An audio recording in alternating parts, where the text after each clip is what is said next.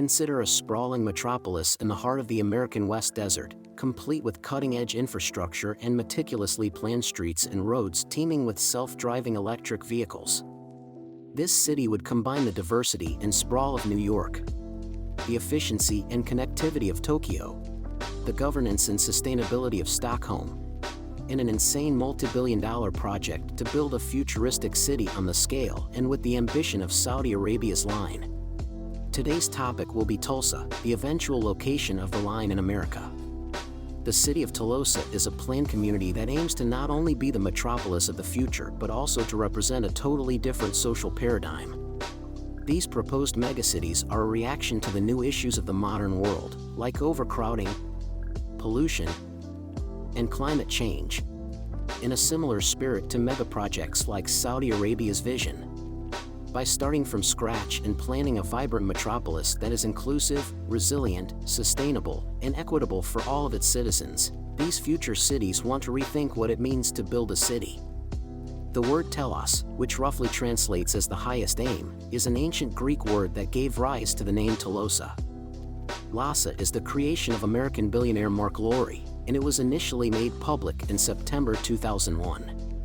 Shortly after leaving his position as president and CEO of American retail giant Walmart, Moore made the bold announcement that he would develop a master plan for the city of Tulsa. The world-renowned Danish architect Bjarke Ingels will be in charge of overseeing the master planning of Tulsa.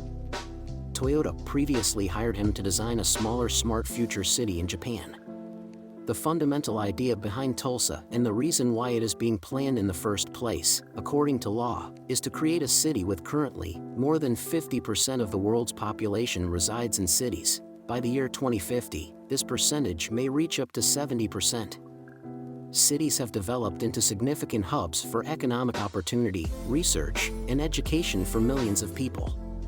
Even if a small number of people have experienced significant growth because of cities, not everyone directly benefits from the expansion. Exactly this widening wealth divide is what Lowry and Telosa are attempting to close. To realize this vision of equality, the objective is to create a city where everyone will have an equal opportunity for advancement, regardless of their socio-economic status or cultural heritage. The plan's foundation is the equity-based economic system. The purpose of this method is to establish a neighborhood where residents will directly profit from urban development. All of the city's land will belong to Telosa, although residents are free to erect structures and sell them. In an ideal world, land values will increase as the city does. In order to fulfill the principle of division of equity, which ensures that all residents have equal access to high-quality services, the produced funds will subsequently be reinvested back into the city through public services, transportation, education, and healthcare. The people behind Tulsa aim to develop the city on arid territory in the American West, in the states of Nevada, Utah, Idaho, Arizona, or Texas, though the exact location has not yet been chosen. The city's location somewhere near the Appalachian region in the east is another factor. However, of all the land that was accessible in the U.S., why is Telosa supposed to be built in the middle of a desert?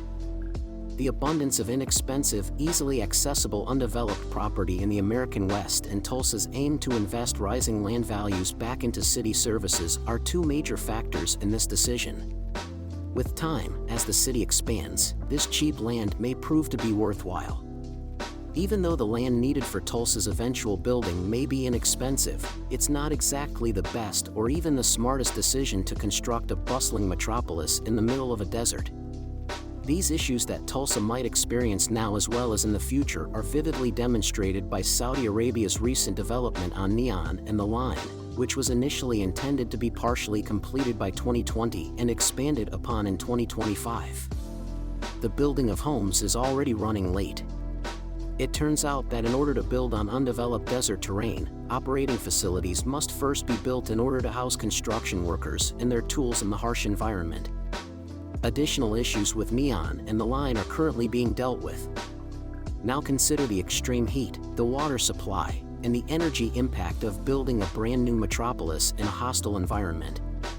Additionally, it is intended for Tulsa to run entirely on renewable energy. Photovoltaic cells will be planted on the roofs of every structure in the city, and wind turbines will be strategically placed across the city's borders to increase electricity generation. The city of Tulsa is designed to produce more energy than it uses, making it a self-sufficient metropolis in terms of generating electricity. Additionally, Tulsa's tallest building, the Equities Tower, which will be a recognizable landmark and a beacon for the community, will be located right in the middle of the city. An observation deck, an elevated water storage system, and aeroponic farms that will provide the city with fresh produce will all be housed in the tower.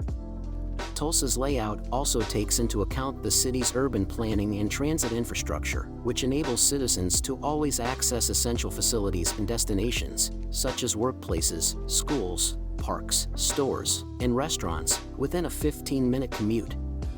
Telosa will make use of a combination of thoughtfully designed transit systems and autonomous electric vehicles, in contrast to the line, which will be wholly pedestrian-centric and prioritize public transit.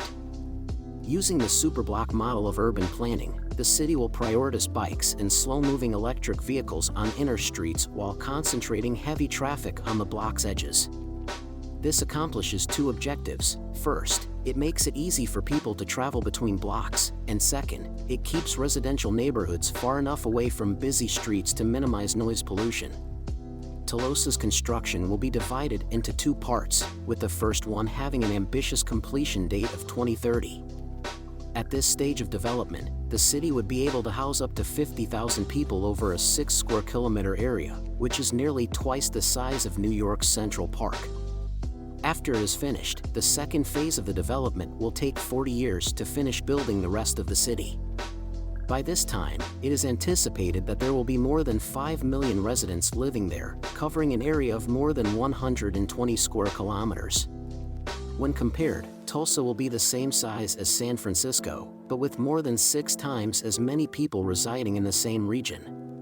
The project is expected to cost up to $400 billion in total, with grants from the federal and state governments and prospective private investors providing the majority of the cash.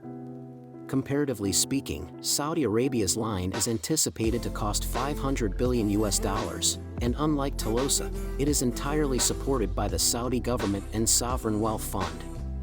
With Tulsa's incredibly ambitious future strategy and vision, it's not exactly simple to persuade the government and private investors to give you billions of dollars to build a concept that may not be fully realized, which is one of the main obstacles Mark Lohr and his team have to overcome with the creation of planned cities like BS financing. Furthermore, Telosa will require a sizable amount of money before it can even start this absurd megaproject, despite its claim that its residents will be at the center of the city's development. Despite all the mounting environmental and financial difficulties, and more than a year after the project was first announced, no construction work has begun. Mark Lohr and his team remain optimistic and committed to realizing their goal of creating the most inclusive and sustainable city in the world by the year 2030. What do you believe Tulsa would be able to accomplish that Neon could not? Do you believe Tulsa will ever be fully constructed? Tell us in the comments section below.